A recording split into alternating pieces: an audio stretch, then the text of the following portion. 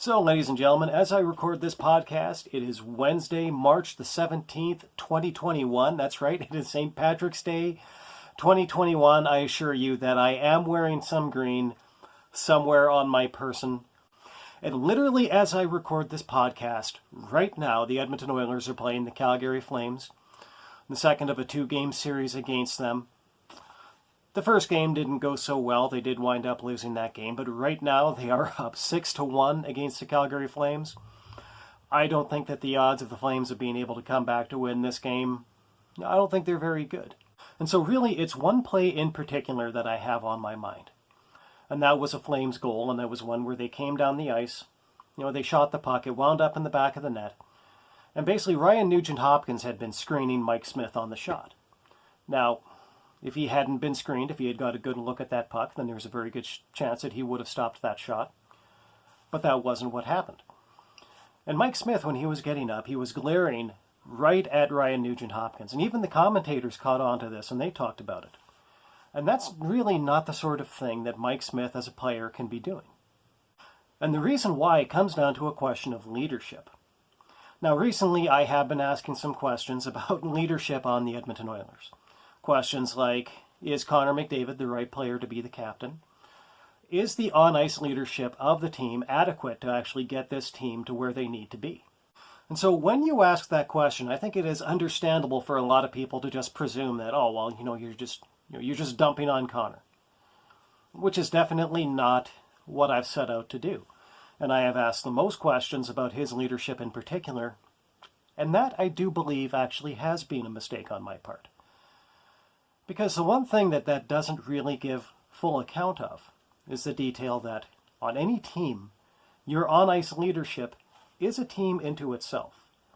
Your on-ice leadership is a team within the team. Your coaching staff is also a team, kind of inside the larger team. So your leadership core really do all have to be pulling together and complementing and supporting everybody else on that team. And that is regardless of whether or not a member of that leadership core wears a letter on their jersey or not. And I would submit to you that of all the players that are on the Edmonton Oilers, it isn't exactly common to think of a goaltender as a leader on the team. But Mike Smith also happens to be the oldest member of this team.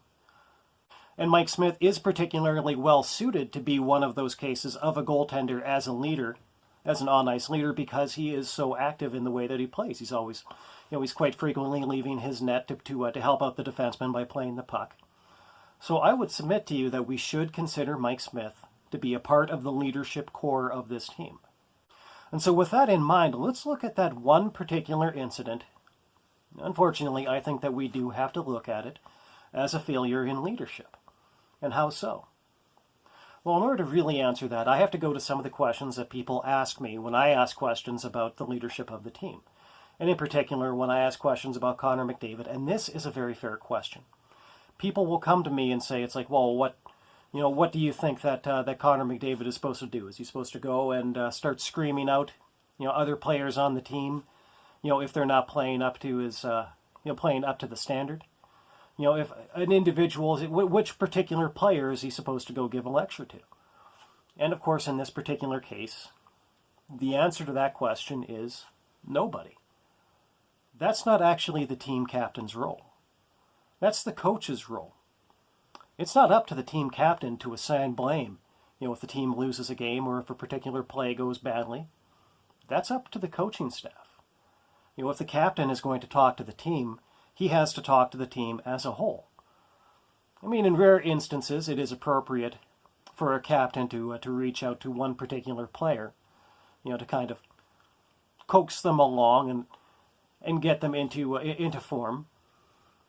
But for the most part, this is really something that the coaches are supposed to be doing. And really, I think that not pointing the finger of blame at other players on his team, is actually one particular area where Connor McDavid performs exceptionally well as a leader. I can't remember even a single time when I have heard Connor McDavid come out and say, it's like, oh, well, it was this other player over here that screwed up. Who knows? Maybe it was, maybe Puljujärvi made a mistake, or maybe Nugent-Hopkins made a mistake. It's not unthinkable. Such things can happen. Any player can make a mistake. But you never hear that come out of Connor McDavid. And if it ever does happen, I mean, surely he's aware of it. But he doesn't come out and do that because that's not his place. And there have been other captains in the team history that unfortunately have not been as good at that. One guy in particular who comes to mind is Ethan Morrow. Now, when Ethan Morrow became the team captain, he had been an associate captain for many, many years at that point. He was considered to be a very reliable leader, and people expected very good things out of him as captain. And I think that he was a pretty good captain. But the reviews of his captaincy do have something of a mix in them. And really what that comes down to is particular instances where he would go out and he would talk to the media after the game, and he would lay the blame for a loss at particular teammates, in particular special teams. He would go out and say, oh, well, if the power play had scored tonight, then this would have been a different result. That's not up to him to say.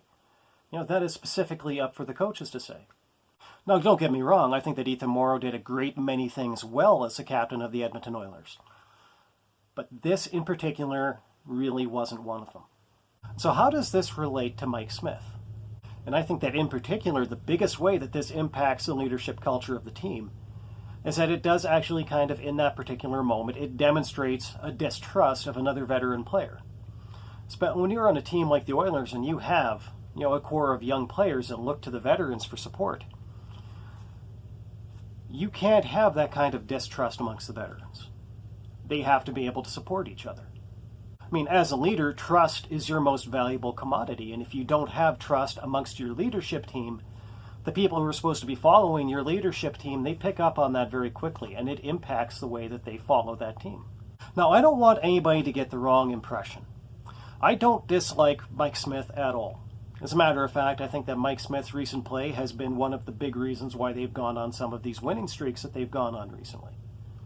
And obviously, just one case of unwise blame laying doesn't exactly make him like a Ron Hextall who's about to fly off the handle and break his own teammate's leg at any given moment. But because he is a member of the leadership core of this team does need him to be making better judgments than that.